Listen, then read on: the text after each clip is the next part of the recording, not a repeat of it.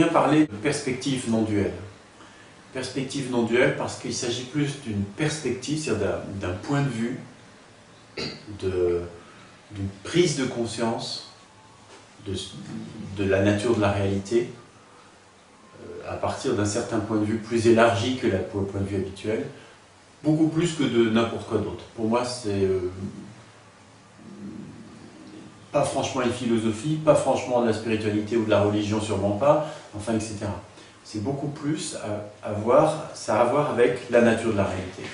C'est-à-dire que d'une façon générale, on a tendance à penser d'une certaine manière, et en fait, c'est juste une pensée qui est devenue une croyance, et en réalité, c'est pas comme ça. Autrefois, les hommes pensaient que la Terre était plate, ça avait une conséquence, ils avaient peur d'aller loin en bateau, ils avaient peur de tomber dans le trou. Mais la Terre était quand même ronde et elle tournait quand même. Aujourd'hui, on croit qu'il y a un moi en tant qu'individu, une entité, un individu séparé, qui pense par lui-même, qui agit par lui-même, qui pose des actes par lui-même, et c'est faux. Et en fait, la perspective non duelle, dans un premier temps, va être de remarquer, de voir, mais que en fait, c'est une idée, il y a l'idée d'un moi qui est cru, et ça a des conséquences dramatiques, et qu'en fait, c'est faux. Alors, il y a comprendre qu'il n'y a pas de moi, il y a voir qu'il n'y a pas de moi, et il y a réaliser qu'il n'y a pas de moi. Et réaliser qu'il n'y a pas de moi, je veux dire, c'est le premier stade d'éveil, entre guillemets, parce que tout ça, c'est que des mots, en réalité, c'est beaucoup plus vaste que cela. Mais c'est pour moi la première étape, la plus fréquente aussi, celle qu'on rencontre le plus souvent, et aussi la plus facile. On parlera aussi du reste, bien sûr. Et ça veut dire quoi? Ça veut dire qu'à partir du moment où il n'y a pas de moi, en réalité, qu'il n'y en a jamais eu non plus, c'est juste une pensée crue depuis des millénaires, il n'y en a jamais eu, aucun moi n'a jamais rien fait. Ça veut dire aussi que les choses se sont toujours déroulées dans l'absence d'une entité, d'un individu appelé moi. Individu séparé, qui penserait par lui-même, qui agirait par lui-même, qui poserait des actes par lui-même, et qui ferait des choix par lui-même.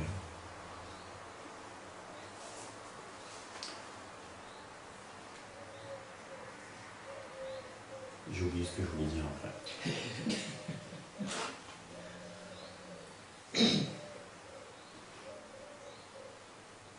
C'est-à-dire que réaliser, alors, comme je dis, il y a comprendre, voir, réaliser. Réaliser qu'il n'y a pas de moi apporte une grande liberté.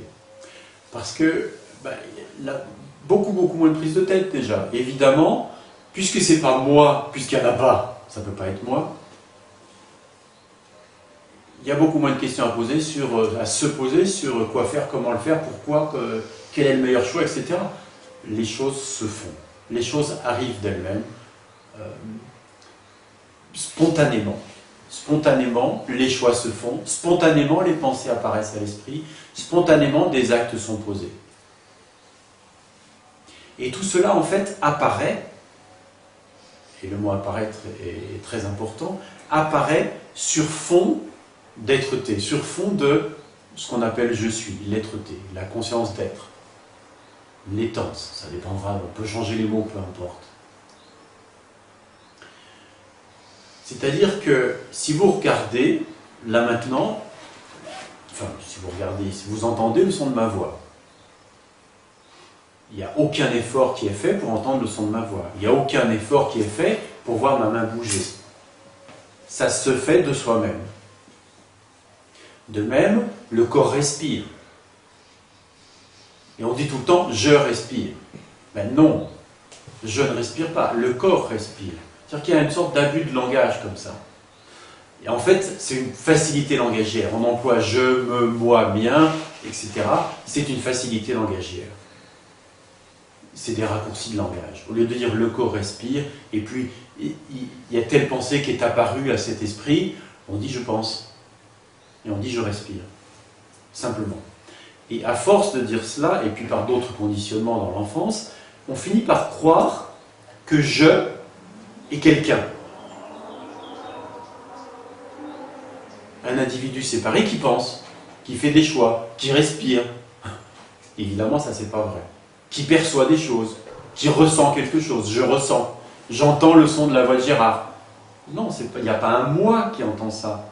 C'est entendu de fait. Ça c'est facile à voir.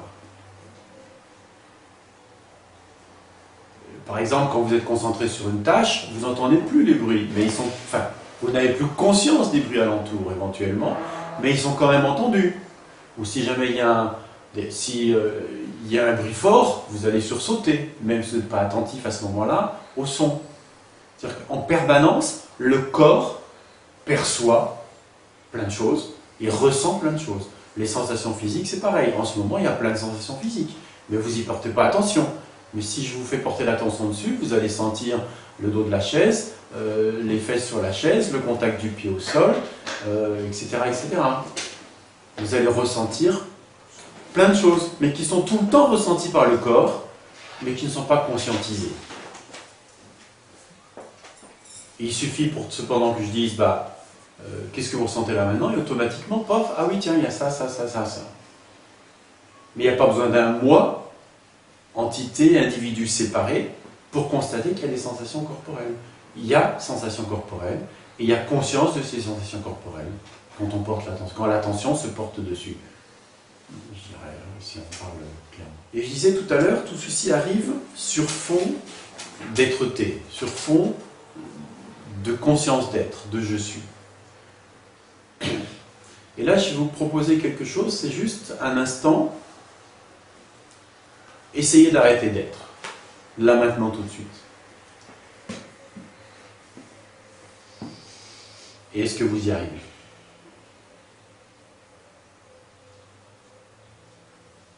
Là, j'attends une réponse. Déjà, ça veut dire quoi, essayer d'arrêter d'être? Lâche le mental. Est-ce que tu peux arrêter d'être, là maintenant? C'est-à-dire ne penser à rien ou... Ne pas être? Non. Non. Tu peux pas ne pas être. Mais tu vois, le mental va tout de suite dire, mais attends, mais de quoi tu me parles? Mais en fait, c'est su sans le mental, avant toute pensée, c'est su, je peux pas ne pas être. Je suis, je sais. Mais on s'en occupe jamais. C'est clair pour toi ce que je dis là? Oui. Et tu vois que c'est avant le mental. Après, le mental va dire, mais de quoi tu parles? Mais comment? Tu vois? Il va essayer de comprendre, mais c'est pas la peine. Je sais que je peux pas ne pas être. C'est clair pour tout le monde ça ou pas? S'il y en a pour qui c'est pas clair, dites-le parce que... Valérie, c'est bon? Ok. Donc, à partir du moment où vous constatez, ah, ben, je peux pas ne pas être. Si vous restez avec cette conscience d'être, avec cette être-té, là maintenant tout de suite, c'est comment?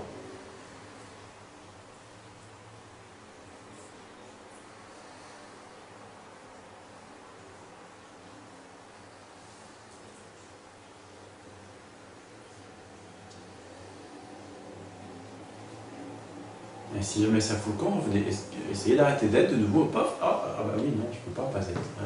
Et tout de suite, c'est ressenti, cette être-té est ressenti immédiatement. Et si vous restez avec cette être-té, c'est comment? Il y a de la paix, c'est paisible, oui, comment on peut?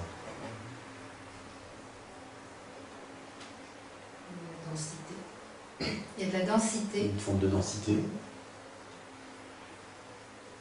C'est calme. Calme, tranquille. Animé. Pardon? Animé. Animé. Est-ce que ça a un problème? Est-ce que ça a besoin de résoudre quelque chose? Est-ce que ça a des projets? Est-ce que ça pense au futur ou au passé? Est-ce que... Non, tout ça disparaît. Il y a juste être.